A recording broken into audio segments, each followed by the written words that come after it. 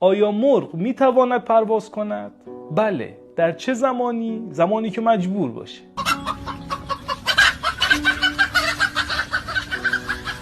آیا انسان هم میتواند رشد کند و به کمال برسد؟ بله. در چه زمانی؟ در 2 زمان. 1.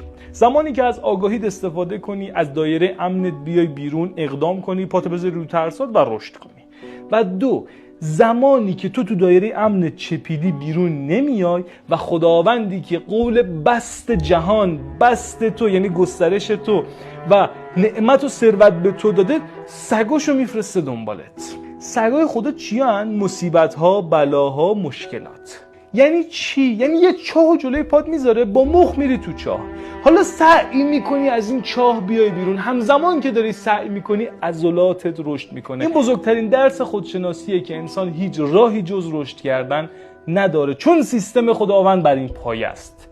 یا به زبون خوش رشد میکنی، یا به زبون ناخوش خدا رشدت میده، و یا زیر چرخهای جامعه له میشی. حق انتخاب با خودمون.